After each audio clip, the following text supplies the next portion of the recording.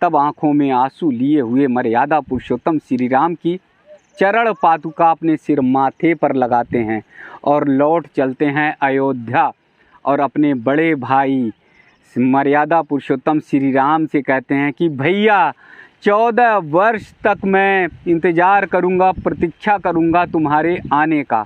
14 वर्ष का वनवास व्यतीत करने के बाद अगर 1 सेकंड 1 पल भी आपने लेट की, अब 1 सेकंड भी आपने देरी की, तो ये भरत आपका छोटा भाई जीवित नहीं बचे। देवी और सज्जनों, आप सबको दंडवत, बहुत बहुत सादर प्रणाम, सादर वंदन। हम सब का जन्म भारत भूमि पर होकर धन्य हो जाता है, हमारा जीवन पावन और पुनीत हो जाता है, क्योंकि दुनिया की सबसे श्रेष्ठ धरती, सबसे पुनीत धरती भारत भूमि है। और वो इसलिए है क्योंकि यहाँ पर देवता भी जन्म लेने के लिए लालायित होते हैं। मर्यादा पुरुषोत्तम श्री राम, योगेश्वर श्री कृष्ण का जन्म इस धरती पर हुआ है, पावन पुनीत पृथ्वी पर हुआ है। भगवान श्री कृष्ण ने जहाँ वृंदावन में, जहाँ ब्रजभूमि में तमाम लीलाएँ की हैं, वहीं मर्यादा पुरुषोत्तम श्री राम ने अयोध्या में जन्म लेकर हम सबको आनंदित कर दिया, हम सबको भाव से भर दिया।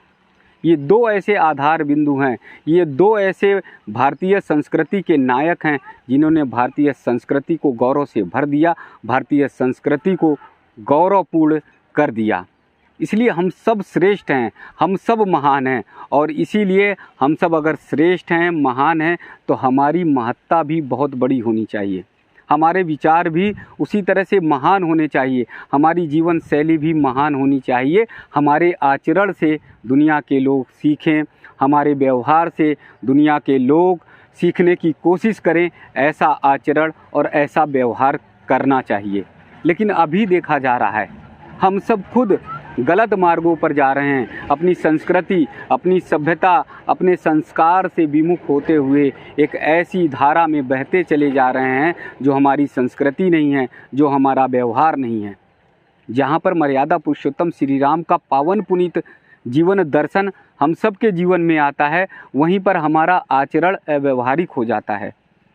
हम छोटी छोटी बातों के लिए, छोटे छोटे मामलों के लिए, छोटे छोटे विवादों में ऐसे फंस जाते हैं कि आपस में वैमनस्यता रखते हैं, आपस में द्वेष रखते हैं। और हालात तो इस तरह के हो गए हैं कि घर में, परिवार में, भाई भाई में द्वेष है, गांव-गांव में आपसी क्लेश है। अगर आप देख लेंगे, कस्बे में रहेंगे, अगर आप शहर में रहते हैं, मेट्रो सिटी में रहते हैं, तो वहाँ पर भी आपसी क्लेश, आपसी द्वंद्व है। मेट्रो सिटी में जहाँ पर लोग एक दूसरे से बात नहीं करते, एक दूसरे से मतलब नहीं रखते, एक दूसरे के सुख और दुख में शामिल नहीं होते, वहीं गांव में ऐसे गुटबंदियाँ होने लगी हैं, ऐसे द्वंद्व होने लगे हैं, ऐसे लड़ाई और झगड़े होने लगे हैं कि जिससे भारतीय संस्कृति का जो संस्कार था, जो व्यवहार था, वो कहीं नहीं कहीं कलुषित हो रहा है और हृदय को, मन को आंदोलित करता है, दुख देता है, कष्ट देता है। हमारे जीवन का आधार देखिए ना, हम खेत और मेड़ के लिए लड़ देते हैं, हम छोटे छोटे विवादों के लिए लड़ते हैं, लेकिन हमारा संस्कार देखिए कि मर्यादा पुरुषोत्तम श्री राम जब चित्रकूट गए, वनवास में थे, तो भरत उन्हें वापस लेने के लिए पहुँचे। और भरत जी जब वापस लेने के लिए वहाँ पहुँचे तो भैया से बोलते हैं कि वापस लौट चलो अयोध्या, बस अब वनवास में नहीं रहना है, जो कुछ हुआ उसे भूल जाओ।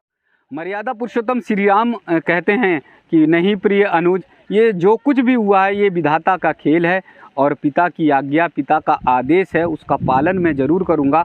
14 वर्ष का वनवास पूर्ण करके ही अयोध्या लौटूंगा।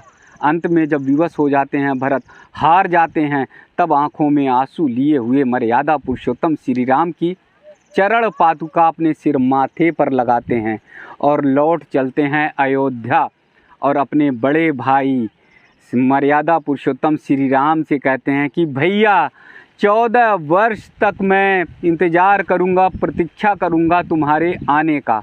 14 वर्ष का वनवास व्यतीत करने के बाद अगर 1 सेकंड 1 पल भी आपने लेट की, अब 1 सेकंड भी आपने देरी की, तो ये भरत आपका छोटा भाई जीवित नहीं बचेगा, ये अपने प्राण त्याग देगा, अपने शरीर छोड़ देगा। इसलिए 14 वर्ष का वनवास व्यतीत करने के बाद आप तुरंत अयोध्या नगरी को आ जाना।